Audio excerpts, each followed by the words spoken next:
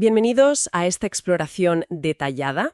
Hoy nos vamos a sumergir en una normativa, una normativa clave que salió hace poco en el BOE. Hablamos de la Ley 7/2025 del 28 de julio. Eso es. Y la gran noticia, lo que trae de nuevo, es la creación de la Agencia Estatal de Salud Pública, la AESAP. Exacto, la AESAP.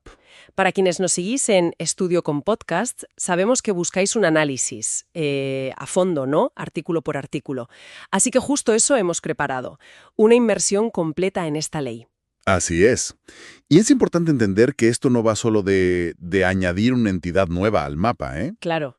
Esta ley también toca, y bastante, la Ley 33/2011, la Ley General de Salud Pública, que es, una pieza fundamental del sistema sanitario. Exacto. Nuestra tarea hoy, entonces, es desentrañar un poco los elementos más importantes de esta legislación nueva. Y nos vamos a guiar, estrictamente por el texto oficial, el del BOE del 29 de julio de 2025. Ujú. Queremos entender bien para qué sirve, qué implica y por qué se dice que es un paso tan relevante para proteger la salud aquí en España. Pues sí, se podría decir que es como la respuesta del legislador, ¿no? A lecciones que hemos aprendido hoy, a necesidades que se han visto claras. Sobre todo, en los últimos tiempos. Ya. Busca poner al día las herramientas que tiene el sistema para enfrentarse a los retos sanitarios, los de ahora y los que puedan venir. Entendido. Pues empezamos por el principio, por la base, el preámbulo de la ley.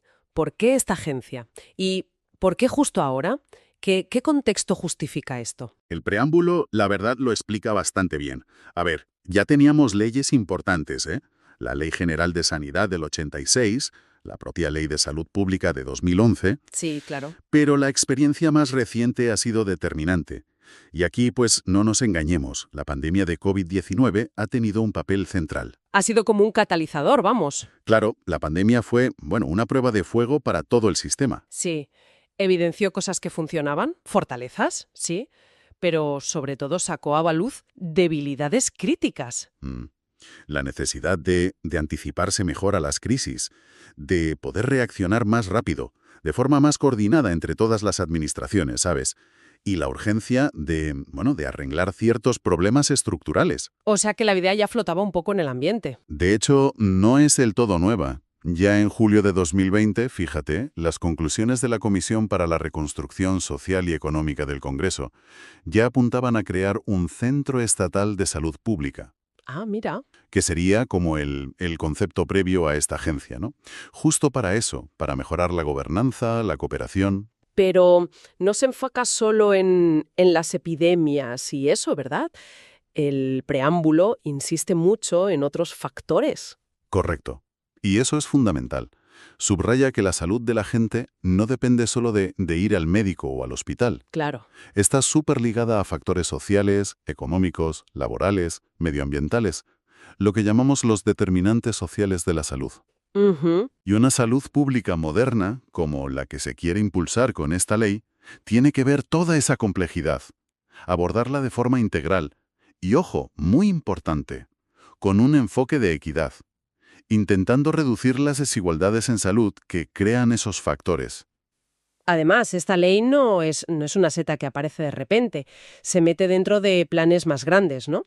Veo que menciona el plan de recuperación, transformación y resiliencia. Justamente, el componente 18 de ese plan, que va de renovar y ampliar las capacidades del Sistema Nacional de Salud, ya tenía en mente esta reforma. Ajá. Incluía hacer una nueva estrategia de salud pública, que se aprobó en 2022, reforzar la red estatal de vigilancia y crear este organismo central, que ahora es la ESAP.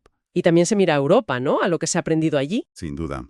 La Comisión Europea, después de la COVID, vio que todos los países miembros necesitaban cosas parecidas. Tener datos fiables, comparables, Mm. contar con asesoramiento científico claro, coordinado, invertir más en estar preparados y en responder rápido. Todo eso va en la línea de la Unión Europea de la Salud. Vale. Y la ESAP, pues, se alinea con esa visión europea de reforzar las estructuras de salud pública. Y aquí llega un concepto que suena importante, como un cambio de chip. El enfoque una sola salud, One Health. El preámbulo lo destaca mucho. Lo hace sí. y lo pone como un principio rector, clave, para cómo va a actuar la agencia. Una sola salud, a ver, es un enfoque que reconoce que todo está conectado. La salud de las personas, la salud de los animales y la salud del medio ambiente. ¿Entiendo? Implica que no podemos proteger bien la salud humana si no nos preocupamos también por la sanidad animal y por cómo están los ecosistemas. Es una visión que impulsan mucho los organismos internacionales de salud y medio ambiente. O sea que pensar en enfermedades que pasan de animales a humanos o en cómo nos afecta la contaminación ya no es algo secundario. Es el centro de la estrategia. Exactamente. Y para manejar esa complejidad, esa conexión, la ley dice que hace falta desarrollar una inteligencia epidemiológica fuerte. Inteligencia epidemiológica. Sí, significa tener capacidad avanzada para recoger información muy diversa, sanitaria, ambiental, animal, social, analizarla, integrarla. Vale. Y usarla para prever escenarios, anticipar riesgos y tomar decisiones con fundamento.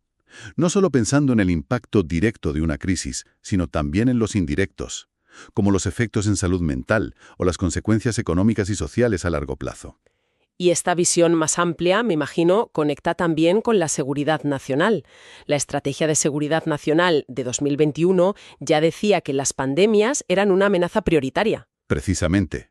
Por eso la ley subraya que la Red Estatal de Vigilancia en Salud Pública, que coordinará la ESAP, tiene que estar conectada y colaborar muy de cerca con el Sistema de Seguridad Nacional. Ah, claro. Incluso se mete en el tema de la biocustodia, o sea, la protección frente al uso malo de agentes biológicos peligrosos, y prevé una coordinación específica con Defensa, con Interior y con una futura Comisión Nacional de Biocustodia. Otro punto que me llama la atención del preámbulo es cómo separan las funciones en el análisis de riesgos. Parece que buscan separar la ciencia de la decisión política, ¿no? Sí, este es un punto crucial.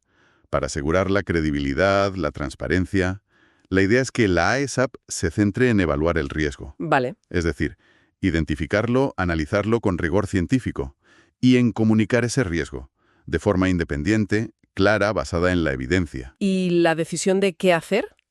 La gestión del riesgo, o sea, decidir qué medidas se toman y cómo se aplican, eso sigue siendo responsabilidad de las autoridades sanitarias, el ministerio, las comunidades autónomas. Entiendo. Se busca que las decisiones políticas se apoyen en una evaluación técnica que sea independiente. Y para darle a la AESAP esa independencia técnica, esa capacidad de gestión, se elige la figura de agencia estatal. Correcto.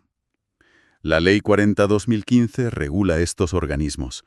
Se elige este modelo porque, bueno, le da personalidad jurídica pública propia, autonomía de gestión, más flexibilidad para organizarse, para manejar recursos. Y todo esto, claro, dentro de un marco que también pone mecanismos de control, de eficacia, de eficiencia, de rendir cuentas. Se busca un equilibrio, autonomía para operar, pero con responsabilidad pública. Entonces, si resumimos un poco la filosofía que hay detrás del preámbulo, la ESAP nace de la experiencia, sobre todo la COVID, que fue una llamada de atención gorda, Sí, de la necesidad de modernizar capacidades clave, vigilancia, preparación, respuesta, se alinea con estrategias nacionales, Plan de Recuperación, Seguridad Nacional y europeas, Unión de la Salud, exacto. y adopta enfoques integradores como este de una sola salud. Exacto. Es la justificación, el marco conceptual, la declaración de intenciones. Sobre eso se construye toda la estructura de la agencia que vamos a ver ahora en los artículos. Muy bien, pues con esa base clara vamos a meternos ya en el articulado, en cómo la ley traduce esas ideas a mandatos concretos.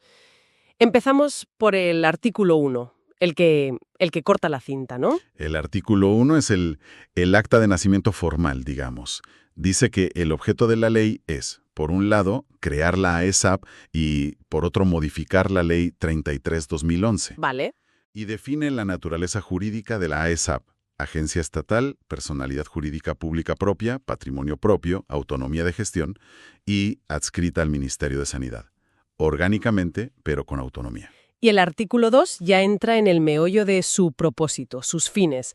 ¿Cuál es la misión principal? Aquí se define en lupio, su razón de ser. El objetivo general, dice el texto, es mejorar la capacidad del Estado para proteger y mejorar la salud de la población, su bienestar, promover la equidad en salud y también prepararse y responder frente a amenazas sanitarias. Y recalca que lo hará colaborando muy de cerca con las comunidades autónomas, otras administraciones, actores sociales, la sociedad civil. Y siempre bajo esos principios transversales que decíamos. Una sola salud y salud en todas las políticas. Podríamos destacar algunos de esos fines generales que lista el artículo 2. No todos, quizá, pero los más representativos. Claro. A ver, algunos importantes. Primero, vigilar y evaluar continuamente cómo está la salud de la gente y qué la determina, poniendo un foco especial en ver y atacar las desigualdades sociales en salud. Bien. Segundo, dar información fiable y comunicar bien a la ciudadanía sobre salud y riesgos. Tercero, coordinar la preparación y la respuesta de todo el sistema ante crisis sanitarias, en línea con seguridad nacional. Ujú. Cuarto, promover que colaboren y actúen juntos los servicios de salud pública y los de asistencia sanitaria. Quinto, reforzar las capacidades de salud pública en toda España, dando apoyo técnico y científico a las administraciones, a la sociedad civil. En promoción, prevención, evaluar políticas.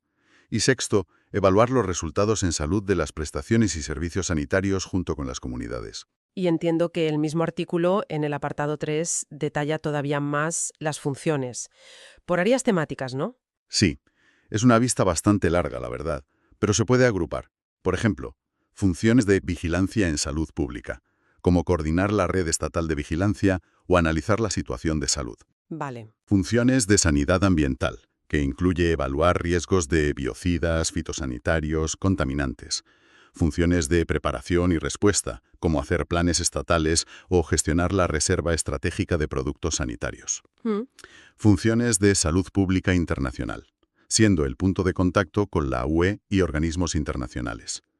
Funciones de información y comunicación, y aquí meten lo de combatir la desinformación. Importante eso. Sí, funciones de asesoramiento y evaluación, como seguir la estrategia de salud pública o hacer informes técnicos. Y funciones de investigación y capacitación, colaborando con el Carlos III y buscando talento en salud pública. Un tema crítico que ya ha salido. Los datos. El artículo 6 habla de la obligación de darlos. ¿Cómo funciona eso? Es un punto clave, claro, para que la agencia pueda hacer su trabajo. El artículo pone una obligación general para todas las administraciones públicas, entidades públicas y privadas e incluso personas físicas o jurídicas. ¿Ah, sí? Sí, de dar a la ESAP la información que necesite para cumplir sus fines. Esto sería, en principio, a través de la administración que toque en cada territorio. Vale. Y cubre datos para vigilancia epidemiológica, evaluar riesgos, seguir el estado de salud. Y ojo, un detalle importante. El artículo dice que los datos concretos que tendrán que dar las comunidades autónomas se definirán por Real Decreto. Pero ojo, previo acuerdo en el Consejo Interterritorial del Sistema Nacional de Salud, Ujú. en el CISNS. Ah, bien. Eso es una garantía de consenso. Exacto. Pero claro, inevitablemente esto genera preguntas sobre la privacidad. El artículo 7 se dedica a eso, al tratamiento de datos personales. ¿Qué garantías da? La ley intenta hacer equilibrios, ¿no?, entre necesitar información para proteger la salud de todos y el derecho fundamental a proteger nuestros datos. El artículo 7 es muy claro. Cualquier tratamiento de datos personales que haga la ESAP tiene que cumplir a rajatabla el Reglamento General de Protección de Datos, el RGPD, y la Ley Orgánica de Protección de Datos española. ¿Y cuál es la base legal que permite a la agencia manejar esos datos? Para la propia ESAP, la base legal principal es que cumple una misión de interés público y ejerce potestades públicas que le da la ley. Eso lo ampara el artículo 6.1e del RGPD. Vale. Y para los que tienen la obligación de dar los datos, administraciones, empresas, etc., la base es cumplir una obligación legal, la del artículo 6 de esta misma ley. Eso es el 6.1c del RGPD. ¿Y qué pasa con los datos más sensibles? ¿Los datos de salud, por ejemplo? Se permite tratarlos si es estrictamente necesario por razones de interés público en salud pública. Eso lo recoge el artículo 9.2i del RGPD, pero siempre con condiciones muy estrictas. Ujú. De hecho, la ley dice que hay que priorizar usar información disociada, o sea, sin identificar a la persona, siempre que se pueda cumplir el fin así. Además, se remite a la Ley de Autonomía del Paciente para regular el acceso a historias clínicas por temas epidemiológicos. Se insiste en el deber de secreto para todo el personal y se exige aplicar medidas de seguridad fuertes, como las del Esquema Nacional de Seguridad. Mencionamos al principio que esta ley no solo crea la ESAP, también modifica la ley marco que ya teníamos, la 33/2011, General de Salud Pública. El artículo 8 hace eso. ¿cuáles son los cambios más importantes? Efectivamente, la idea es meter a la AESAP dentro del marco legal de salud pública que ya existe, y de paso actualizarlo un poco. Los cambios clave que mete el artículo 8 en la Ley 33/2011 son varios y son relevantes. A ver. Primero, mete formalmente el principio de una sola salud entre los principios de la Ley General de Salud Pública, en el artículo 3. Bien. Segundo, refuerza la importancia de tener sistemas de alerta precoz y capacidad de respuesta rápida ante amenazas. Eso en el artículo 12. Ujú. Tercero, mete un artículo nuevo, el 13 bis, que dice cómo se tienen que articular los planes de preparación y respuesta estatales y autonómicos, coordinados en el CISNES. Ajá. Cuarto, actualiza las competencias del Ministerio de Sanidad en Vigilancia y Preparación-Respuesta, artículo 14, diciendo que muchas de esas funciones las ejercerá a través de la AESAP. Lógico. Y quinto, y muy importante, cambia todas las veces que la ley de 2011 hablaba del Centro Estatal de Salud Pública, que nunca llegó a crearse del todo, por Agencia Estatal de Salud Pública. Y detalla en el artículo 47 su papel como referente técnico-científico, como coordinadora de la Red Estatal de Vigilancia y su rol en la preparación y respuesta. ¿Y hay algún ajuste más en la Ley 33/2011 sobre los datos? Sí, meten una disposición adicional nueva, la octava, en la Ley 33/2011. Esta disposición viene a reforzar la obligación general de todas las entidades y personas, públicas y privadas, de dar a las autoridades sanitarias competentes, sean estatales, autonómicas o locales, la información relevante para la salud pública que tengan. Ah, vale.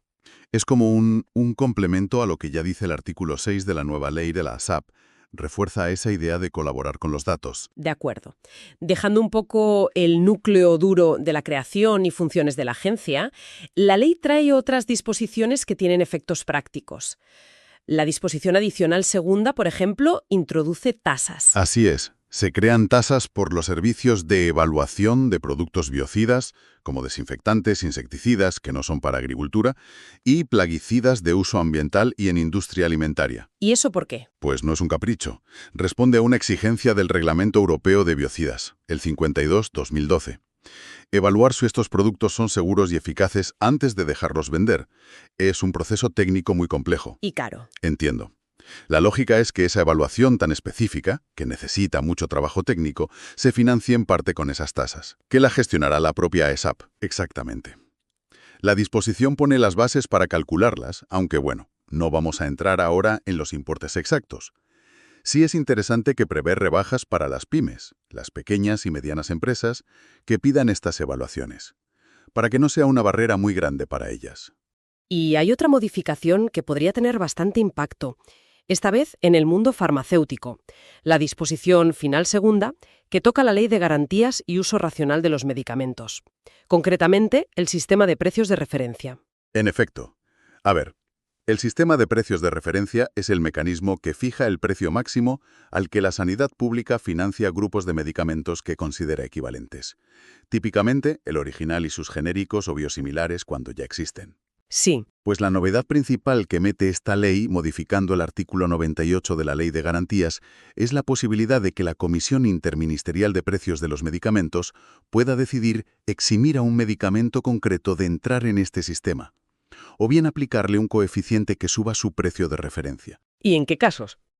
Si se considera que ese medicamento aporta una mejora objetiva para los pacientes o tiene una ventaja estratégica para el sistema sanitario. ¿Qué tipo de mejoras podrían justificar eso? ¿Esa excepción o ese trato mejor en el precio? El texto da ejemplos. Que el medicamento tenga una nueva indicación terapéutica importante, que ofrezca una pauta de dosificación más cómoda para el paciente, que tenga una forma farmacéutica innovadora que facilite usarlo o que tenga ventajas farmacocinéticas demostradas. Básicamente, abre la puerta a valorar económicamente ese plus que pueda ofrecer un medicamento frente a sus alternativas directas. Esto, claro, plantea una pregunta importante. ¿Cómo se va a definir y medir de forma objetiva, transparente, esa mejora relevante o esa ventaja estratégica? Buena pregunta. La responsabilidad de decidir eso recae en la Comisión Interministerial de Precios de los Medicamentos, que es un órgano donde, recordemos, también están las comunidades autónomas. Ah, vale. Habrá que ver cómo se desarrolla esto en los reglamentos y cómo se aplica luego en la práctica. La ley también hace como guiños específicos al mundo animal y a la industria farmacéutica. Sí, en línea con lo de una sola salud. La disposición adicional cuarta dice que el gobierno tiene que impulsar mejoras en la receta electrónica de antibióticos para animales y revisar la normativa sobre cómo se consiguen buscando un uso más prudente. Mm. Y por otro lado, la disposición adicional quinta refuerza la obligación legal de que las empresas farmacéuticas y de tecnología sanitaria colaboren con las autoridades, AESAP, AMPS, Ingesa. ¿En qué sentido? Pues, por ejemplo, en dar información, en asegurar capacidad de producción o en mantener reservas estratégicas de productos. Llegados a este punto, la pregunta clave es ¿y ahora qué? ¿Cuándo? ¿Cuándo veremos a la AESAP funcionando? La disposición final quinta habla del estatuto de la agencia. Este es el paso decisivo para que la agencia, cobre vida de verdad. La ley pone un plazo claro. El gobierno tiene 6 meses. 6 meses desde que entró en vigor la ley, que fue el 30 de julio de 2025, para aprobar por Real Decreto el estatuto de la AESAP. ¿Y qué definirá exactamente ese estatuto? ¿Qué nos dirá? El estatuto será como el reglamento interno que detalle cómo va a funcionar la agencia. Definirá su estructura organizativa concreta, cuáles serán sus órganos de gobierno, la ley habla de un consejo rector y una dirección. Ujú. Dirá cómo se integran en la AESAP las unidades y servicios que ahora están en la Administración General del Estado y que pasarán a depender de ella. Y un punto fundamental que ya comentamos, regulará cómo participan las comunidades autónomas en el Consejo Rector, especificando que sus representantes los propondrá el Consejo Interterritorial. Ah, vale. Este punto es clave para asegurar que la agencia trabaje coordinada y cooperando con los territorios. Bien, pues hemos recorrido bastante terreno. Si tuviéramos que resumir el significado global de esta ley 7/2025, ¿qué diríamos? Fundamentalmente que España se dota de una agencia estatal de salud pública, la ESAP, un organismo con entidad propia, con autonomía de gestión, pensado para modernizar y reforzar la capacidad del país para vigilar, prepararse y responder a las amenazas para la salud pública. Hemos visto que lo hace adoptando enfoques, actualizados, ¿no? Como una sola salud o salud en todas las políticas. Busca mejorar la coordinación entre administraciones, entre sectores, optimizar el uso de la información, de los datos, con las debidas garantías, claro. Y fomentar una mayor colaboración con la sociedad y con el mundo científico. Visto así, en perspectiva, la creación de la ESAP parece una apuesta estratégica importante, ¿no? Es como un intento de hacer más robustas las capacidades del país para proteger la salud de todos, de una forma más eficiente, más equitativa y, sobre todo, más resiliente ante futuras crisis. Exacto. Y especialmente relevante en un mundo donde los desafíos sanitarios son cada vez más complejos. Están más conectados. Piensa en cambio climático, resistencias a los antibióticos, zoonosis. Sí, sí. Y no conocen fronteras. Representa un paso hacia una salud pública más proactiva, más basada en la ciencia y, en teoría al menos, mejor preparada para lo que pueda venir. Hoy hemos desgranado los aspectos generales y los artículos más relevantes de esta ley que funda la ESAP, tal como nos habíais pedido desde Estudio con Podcasts. Está claro que cada sección, cada implicación, daría para análisis mucho más profundos. Sin duda. La verdadera prueba de fuego será ver cómo se implementa en la práctica. Empezando por ese estatuto y los reglamentos que vengan después, veremos cómo se traduce la letra de la ley en una mejora real de la salud pública. Más adelante estudiaremos más en profundidad cada artículo. Suscríbete a Estudio con Podcast para no perdértelo.